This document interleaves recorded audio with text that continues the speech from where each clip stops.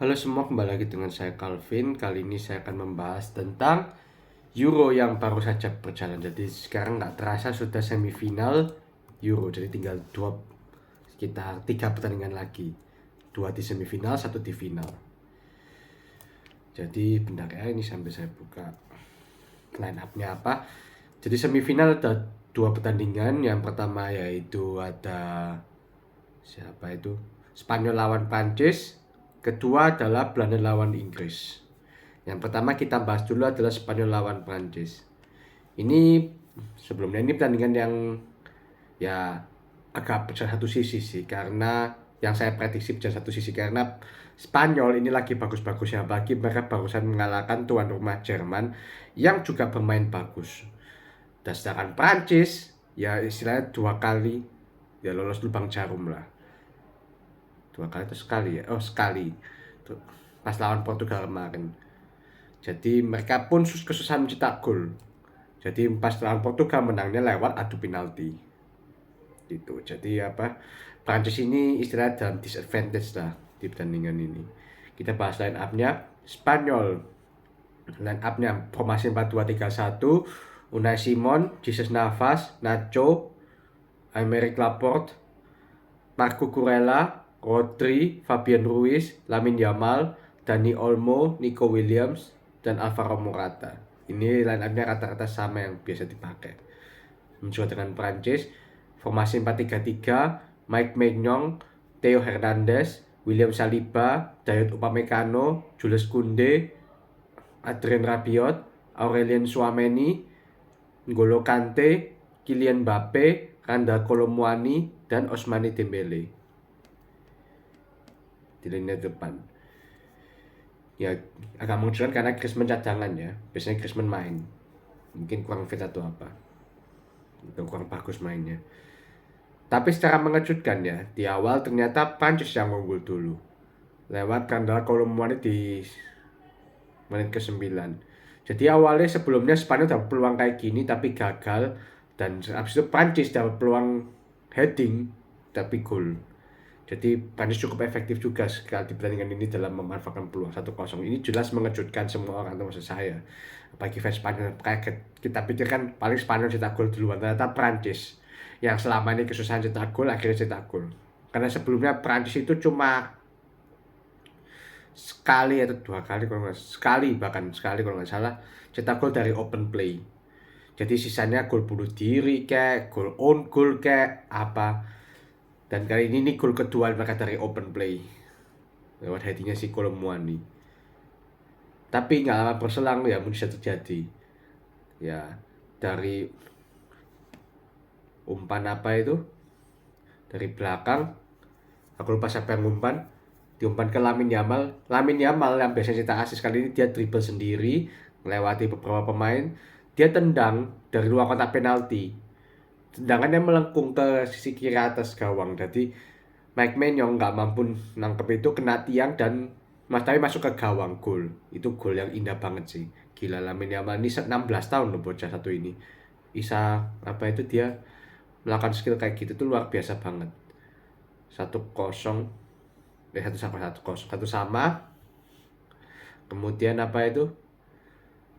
ya ini istilahnya menaikkan percaya diri Spanyol setelah 1-sama itu.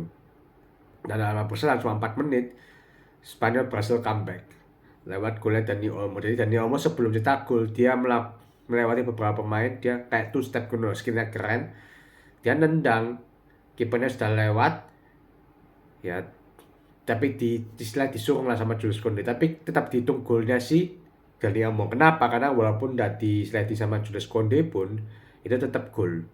Jadi tetap dihitung golnya si Dani Olmo, bukan gol bunuh diri. 2-1 di babak pertama. Babak kedua ya Prancis sebenarnya menyerang ya. Prancis kali ini main cukup bagus. Nah, jadi maksudnya berapa kali menyerang juga Mbappe tapi gagal semua. Spanyol berhasil membendung lah istilahnya. Dan ya ini Spanyol menang 2-1, dan ya sebenarnya nggak kaget sih kalau kita banyak prediksi Spanyol yang ke final, kecuali mungkin versi Prancis. Karena Prancis belum main hancur, tapi aku yang nggak nyangka Prancis bisa berperlawanan ternyata ke Spanyol, itu yang bagus. Kita statistiknya ya. Shots Spanyol 6, Prancis 9, malah lebih banyak Prancis. Shot on target 2-3. Itu artinya si kipernya Spanyol Unai Simon berhasil melakukan 3 penyelamatan. Possession 59% banding 41%, passing 500 banding 39, dan akurasi passingnya, akurasi umpannya 88% banding 83%. Jadi ya, ini cukup bagus istilahnya. Dua tim ini cukup bagus. Ya, Prancis istilahnya tanda kutip ini kalah terhormat lah, walaupun tersingkir tapi tersingkir dengan terhormat, bukan memalukan gitu. Nggak dibantai, nggak apa. Jadi oke lah, walaupun tersingkir tapi Prancis bagus. Dan Spanyol jadi tim pertama yang lolos ke final Euro. Tinggal menunggu pertandingan antara Belanda lawan Inggris. Oh ya, ini aku pas bikin video ini ya, siapa? Lamine Yamal ulang tahun. Happy birthday Lamine Yamal. Sweet 17 dia. 13 Juli. Jadi sekarang Belanda lawan Inggris. Nah ini ya ini lebih seru lagi. Jadi kalau Spanyol Prancis kan kebanyakan orang Spanyol tuh, karena Spanyol lagi bagus-bagus. Tapi Belanda Inggris ini agak sulit diprediksi.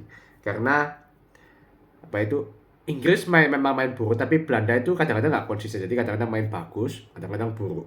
Jadi nggak jelas juga ini tim. Dua tim yang tanda kutip mainnya nggak jelas. Ya karena pelatihnya nggak jelas. Kita bahas tandingan ini. Dimulai dari line up-nya.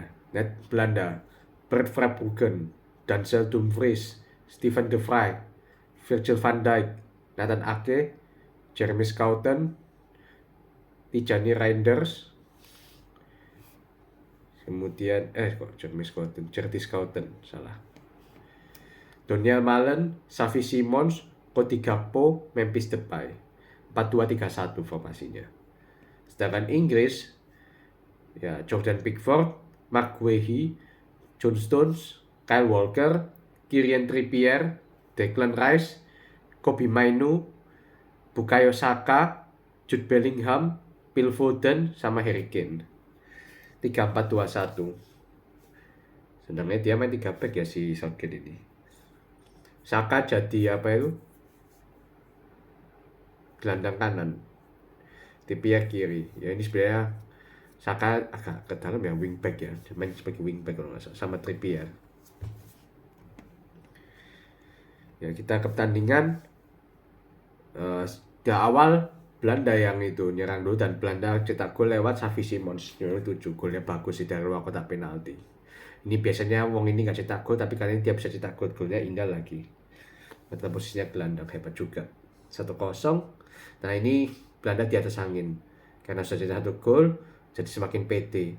Tapi dalam berselang sekitar 10 menit lah, itu istilahnya Inggris dapat penalti karena Harry Kane di kakinya ditendang, padahal nggak sengaja oleh Denzel Dumfries kalau nggak salah. Tapi padahal itu tendangannya itu ya dia kan sebenarnya mau nendang Harry Kane. Jadi si Denzel Dumfries mau ngeblok sebenarnya, tapi kena kakinya Kane dan itu dihitung penalti. Padahal nggak sengaja sih. Nggak ada intensi istilahnya. Cuma agak kejam, cuma ya ada yang bilang kalau peraturan wasit itu dihitung penalti.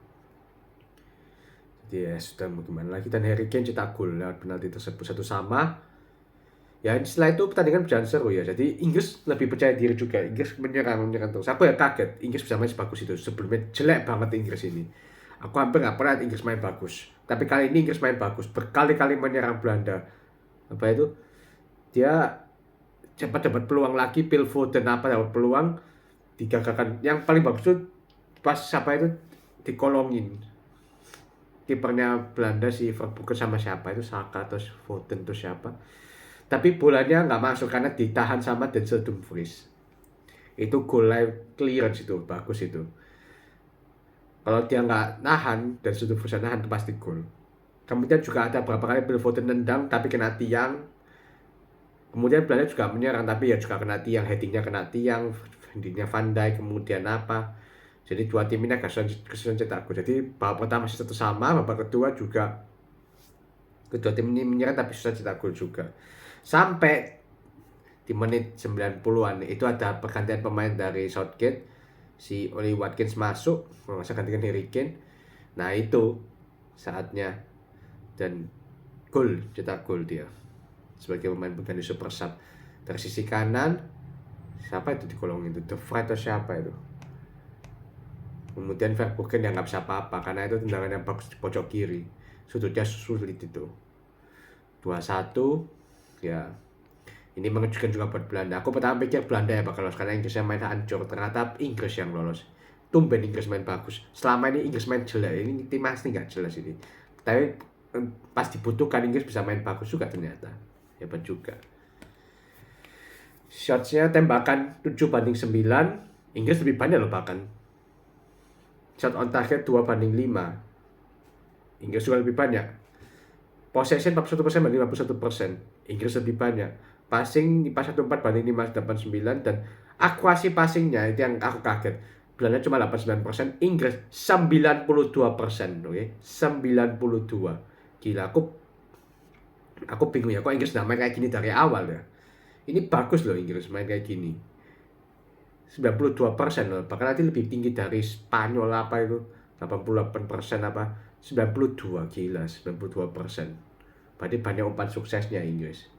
Itulah kenapa mereka sering menyerang. Bahkan kipernya Belanda, Verbruggen, sampai harus melakukan 3 save.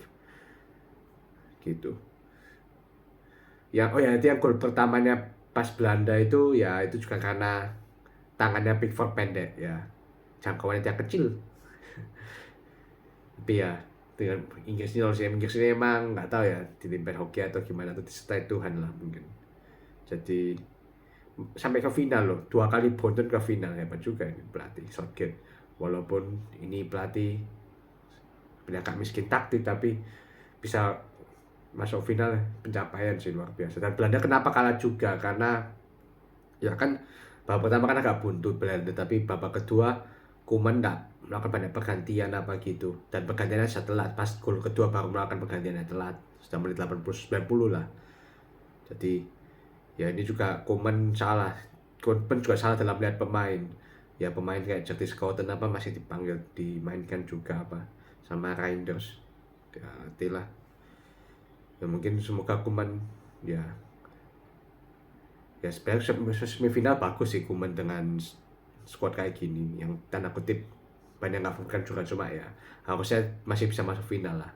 Jadi Koeman mungkin ya jangan kaget kalau misalnya Koeman dipecat, tapi kalau misalnya enggak ya mungkin masih mau diberi apa itu pemimpin federasi masih mau kasih kesempatan lah ke dia.